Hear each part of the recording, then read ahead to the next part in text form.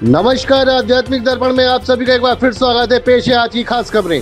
भोपाल में एआई प्रदर्शनी ने चौंकाया, इंसान जैसा रोबोट बना centre of attraction.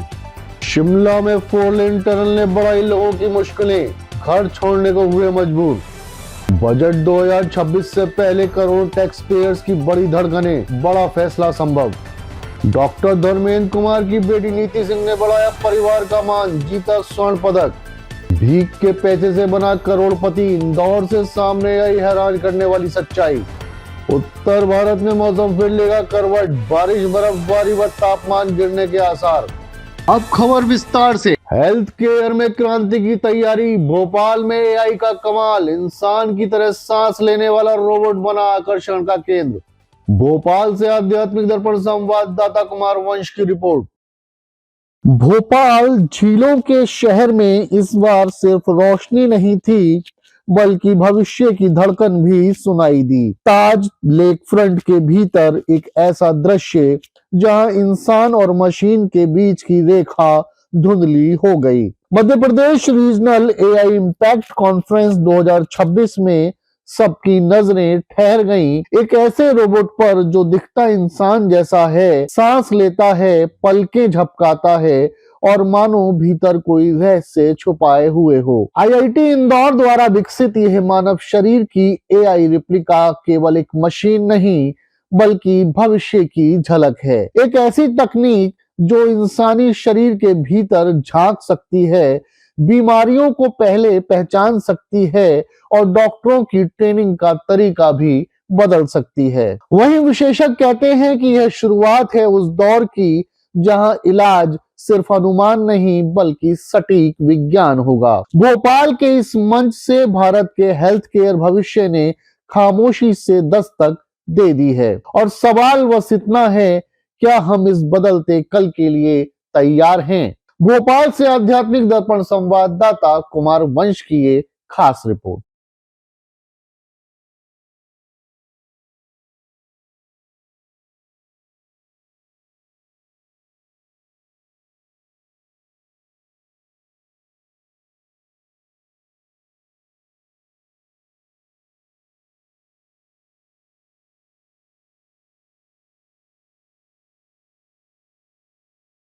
This is one of the technology which is called Charak DT platform. Charak DT stands for Charak Digital Twin Platform, where we are making the digital twin of human. So basically, the aim of this particular platform is to provide preventive diagnosis to the humans. So whatever the preventive measures have to be taken, that we used to take on a digital twin model of this human patient. This human patient is a kind of, like a real patient, right? It can breathe like a human. It can blink the eyes like a human, and whatever the medicines or treatment we have to do, we can make various kind of experiments on this particular platform, so that a preventive diagnosis can be provided.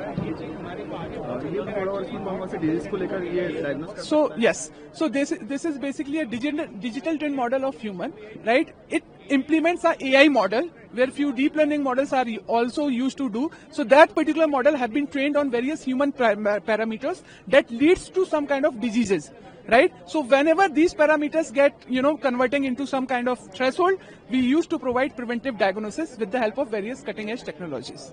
So in that way, this is working. इसके अलावा और कुछ इसमें technology के AI के through कुछ और इसमें आगे और जनरेट करने का और Definitely. So we have created the digital twin model for the lungs for the time being. In future, we are going to do for the cardiovascular system. In future, we are going to do for various kind of nanotel or something kind of systems. So various digital twins are upcoming in our upcoming phase of Charak DT platform. Also, we have onboarded around 7 to 8 startups whose functionality has been included in this digital Charak DT platform, right? So that a unified digital healthcare solution can be provided to hospitals and users. We are supported by 3 AIIMS, AIIMS Bhopal, AIIMS Delhi, AIIMS Raipur, for clinical validation and for various kind of technology projects that we are developing with them. 4 lane tunnel ने बढ़ाई लोगों की मुश्किलें, घर छोड़ने को हुए मजबूर। चलौठी इलाके में दहशत का माहौल। शिमला से आध्यात्मिक दर्पण संवाददाता सचिन कुमार की रिपोर्ट। हिमाचल की राजधानी शिमला, जिसे लोग सुकून, बर्फ और खूबसूरती के लिए जानते हैं, आज उसी शिमला में डर ने घर कर लिया है। चलौठी इलाके में जमीन के नीचे बन रही 4 लेन टनल ऊपर रहने वालों की जिंदगी पर भारी पड़ रही है। घरों की दीवारों में गहरी दरारें हैं, सड़कें धंस रही हैं और हर गुजरता दिन एक नए खतरे की चेतावनी दे रहा है। कड़ाके की ठंड में जहां लोग अलाव के पास सुकून ढूंढते हैं, वहीं कई परिवार अपने ही घर छोड़कर सड़कों पर रात गुजारने को मजबूर हैं। माँ बाप की आंखों में डर है, बच्चों के सवालों का कोई जवाब नहीं और बुजुर्गों के चेहरे पर सिर्फ बेबसी झलक रही है। यह सिर्फ दरारें नहीं हैं, यह टूटता भरोसा है, यह उस विकास की कीमत है जो आम लोगों से वसूली जा रही है। शिमला आज पूछ रहा है, क्या विकास की राह घरों को उजाड़ कर ही गुजरती है? शिमला से आध्यात्मिक दर्पण संवाददाता सचिन कुमार की ये खास रिपोर्ट।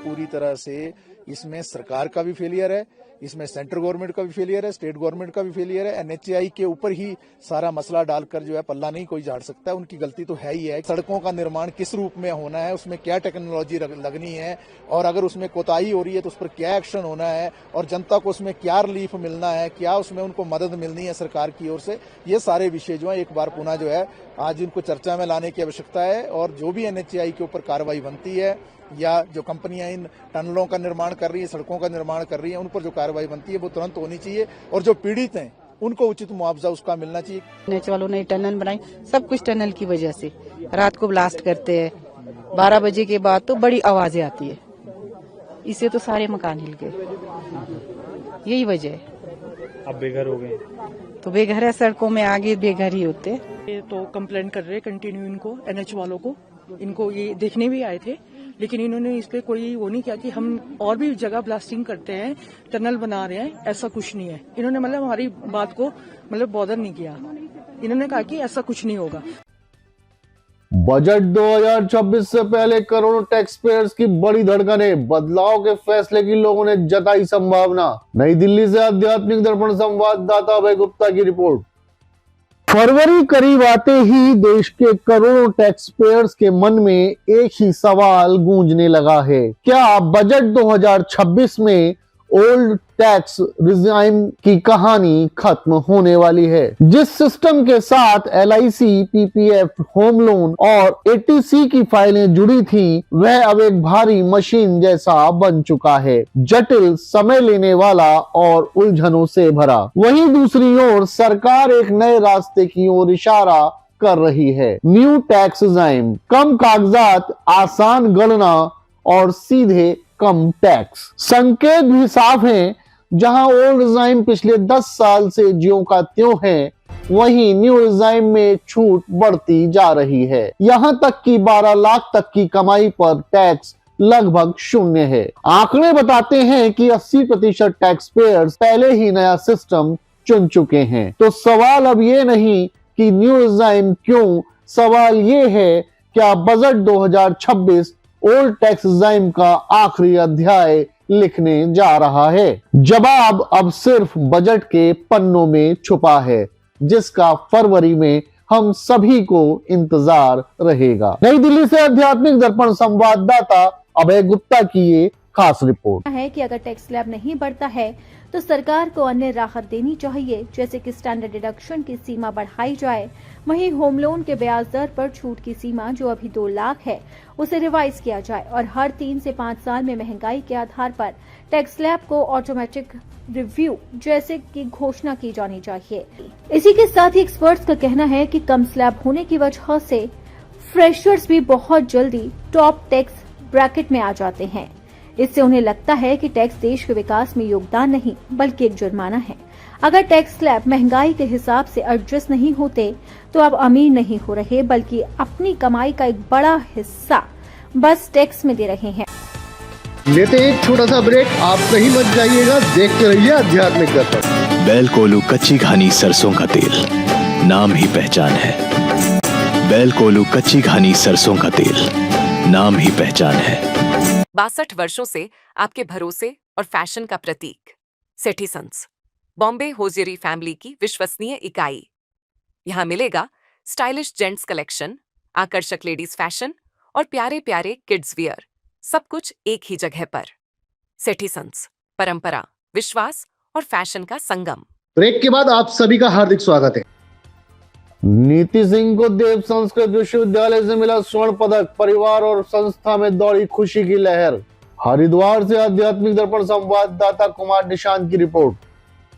आज का दिन सिर्फ एक तारीख नहीं है, यह गर्व, आशीर्वाद और सफलता का उत्सव है। बीइंग स्पिरिचुअल फाउंडेशन के संस्थापक एवं आध्यात्मिक गुरु डॉक्टर धर्मेंद्र कुमार एवं उनकी पत्नी श्रीमती सुमन रानी जी के लिए आज खुशी शब्दों से परे है। हो भी क्यों ना, उनकी बेटी नीति सिंह ने देव संस्कृत विश्वविद्यालय हरिद्वार से बीए ऑनर्स साइकोलॉजी में वर्ष 2025 में प्रथम श्रेणी के साथ अपने विभाग में सर्वाधिक अंक प्राप्त कर स्वर्ण पदक हासिल किया है। यह उपलब्धि सिर्फ एक मेडल नहीं, यह वर्षों की मेहनत, अनुशासन और लगन की जीत है। नीति सिंह की सफलता से उनके घर में ही नहीं बल्कि बीइंग स्पिरिचुअल फाउंडेशन परिवार, आध्यात्मिक दर्पण डिजिटल न्यूज चैनल और संवाद दिल से परिवार में भी खुशी की लहर दौड़ गई है। खुद नीति सिंह कहते हैं कि यह सफलता उनके माता पिता के संस्कार, मार्गदर्शन और विश्वास का परिणाम है और संदेश साफ है कि कठिन परिश्रम से कोई भी सपना साकार हो सकता है। हरिद्वार से आध्यात्मिक दर्पण संवाददाता कुमार निशांत की ये खास report. It has been a great pleasure to receive a gold medal from Dev Sanskriti Vishwavidyalaya Haridwar. I have completed my bachelor's in BA Honours Psychology and the bachelor's from 2022 to 2025. It has been a great honor and I would like to thank everyone, my professors, teachers, parents, my mother, father, my sibling, my fellow classmates who helped me achieve this great milestone. I have worked very hard, and if I would sum up all the things that I have acquired in all these 3 years, I would like to conclude that you should believe in yourself. In my school days, I never believed in myself enough that I could be standing on such a great platform, such a huge stage. But Dev Sanskriti Vishwavidyalaya gave me this opportunity and I would like to thank everyone. Also, I would like to say that if I would give you a small message, then everyone can do it. The thing is that you have to believe in yourself. Consistently and diligently work harder and you will be there. आध्यात्मिक दर्पण में मैं राकेश चंद्र, आपका स्वागत है। अभी आपकी बिटिया ने टॉप किया हुआ है बीए ऑनर्स साइकोलॉजी में, तो अभी आप कैसा महसूस कर पा रहे हैं? देखिए, सबसे प्राउड मोमेंट होता है माँ बाप के लिए जब बच्चे आज के समय में पढ़ते हैं, और ये बहुत खुशी की बात है कि उसने 30 साल वहाँ से बीए साइकोलॉजी ऑनर्स किया और हमेशा उसने टॉप किया। तो मुझे लगता है कि आज के समय में तो सबसे ज़्यादा खुशी होती है कि लगता है कि बच्चे सही राह पर हैं, और इससे ज़्यादा माँ बाप के लिए कोई और खुशी हो नहीं सकती कि बच्चे टॉप करें।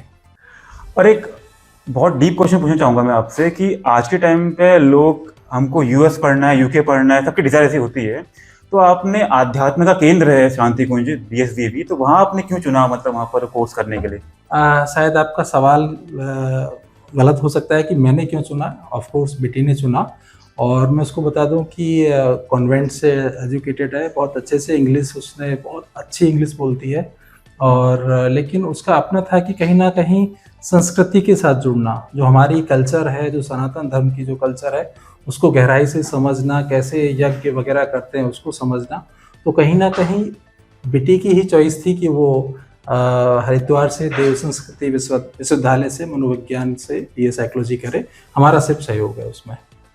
जी, और बिटिया तो आपकी, उन्होंने मेहनत बहुत करी होगी तभी मतलब गोल्ड मेडल को मिला हुआ है, बट माँ बाप का रोल भी रहता है बहुत, तो आपका क्या रोल था, आपकी वाइफ का, उनका क्या रोल था बिटिया की उस प्रिपरेशन में, उसको तैयारी कराने में, उसको सपोर्ट करने में?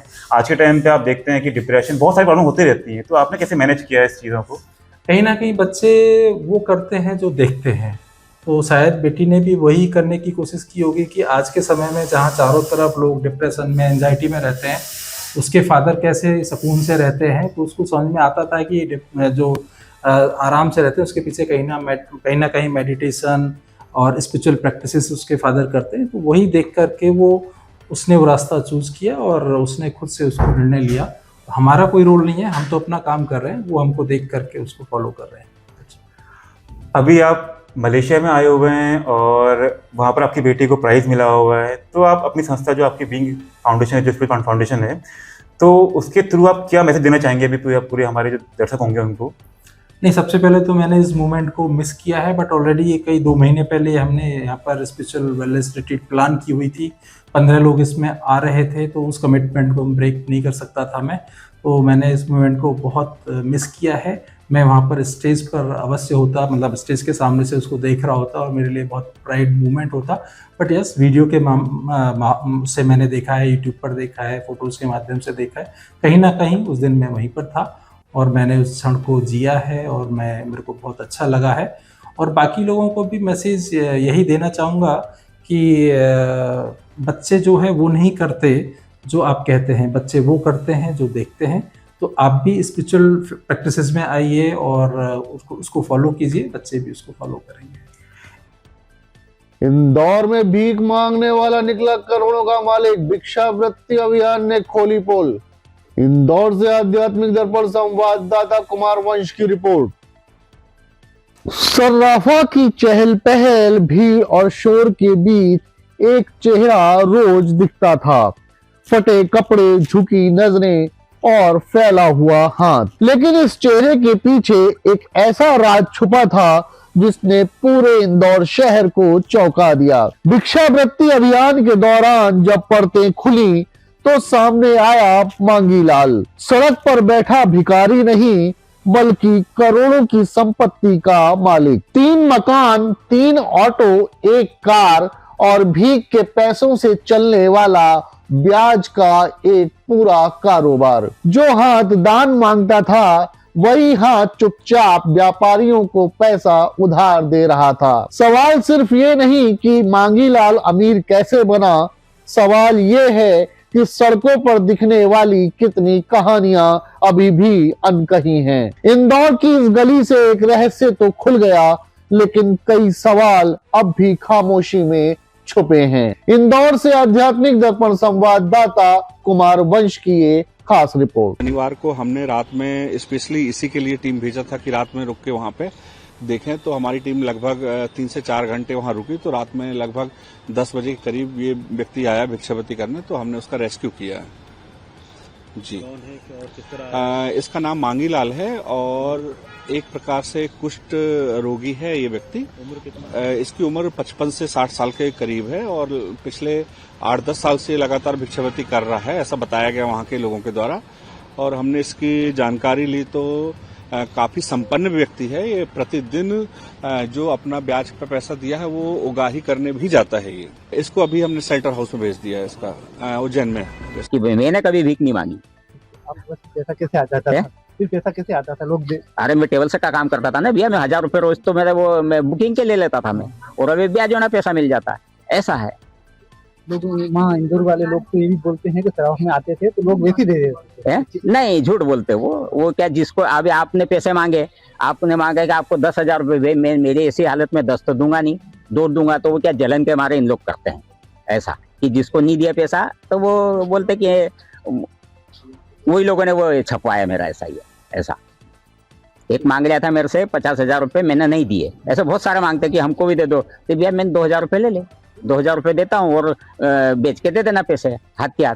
आज दे तो रोज की रोज तो मेरा लेना है, तो इसलिए नहीं दे लेते थे। और जिसको करना है 1-2 हज़ार का धंधा वो लेता था। शनिवार को मैं जा रहा था बस उगाने, बस जा ही रहा रात को 10 बजे, वो मार्केट पूरा बंद था। सराफे में तो पहुंचा ही नहीं था मैं, बुढ़ाना मार्केट करके वो सुभाष नगर में कपड़ा की रेडीमेड का, तो दुकानें बंद हो गई थी। वहां से जा रहे थे, एकदम मेरे को जाके उठा लिया और गाड़ी में बिठा दिया हम लोग।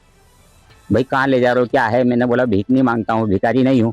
सब बोला, उधर जाते तो बोलते भी लोग कि भाई वो भीख नहीं मांगता, सब बोल देते, बाकी वो कोई माने नहीं, उठा के लिया है। अच्छे तो लग ही नहीं रहा मेरे को, यहाँ जबरदस्ती लाए तो किदी जैसा है मेरा, ऐसा काम है मेरा, तो यहाँ क्यों अच्छा लगेगा? मैंने कहा मेरा घर बार छोड़ के मेरे को उठा के जबरदस्ती ला के बोले कि आश्रम में ला जाके छोड़ रहे हो, बोले इतनी झूठे झूठे छाप रहे कि भाई ये भीख मांग लिया था, ये भीख के पैसे से ये बनाया, तो भीख के पैसे थोड़ी बनाया, मेरी मेहनत से बनाया भैया, ब्याजों ने कमाए, फिर कोई वो धंधा भी करे, मैंने सभी तरह के धंधे करे। उनके नाम पे फिलहाल में कुछ भी नहीं है।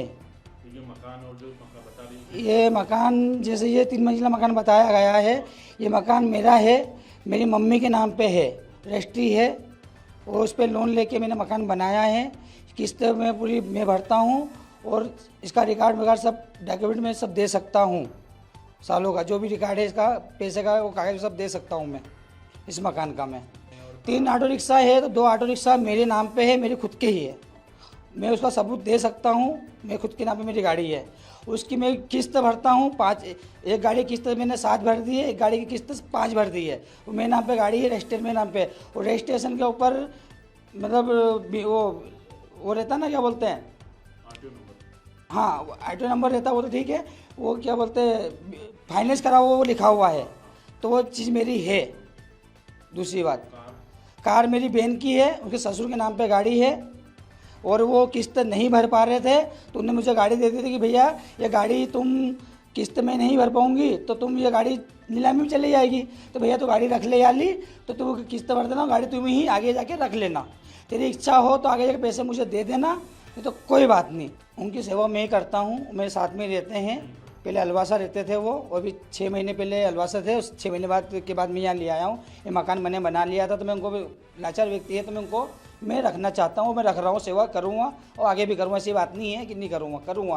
अच्छा, ऐसा अधिकारी बता रहे हैं कि वो भिक्षा मांग के जो है ब्याज का पैसा चला रहे हैं। भिक्षा तो वो नहीं मांगते हैं, लेकिन क्या है कि उन्हें पैसे वहाँ ब्याज बांट रखे हैं, तो वो लेने के लिए जाते हैं, और वो उनकी दिल की बात मुझे नहीं बताते हैं।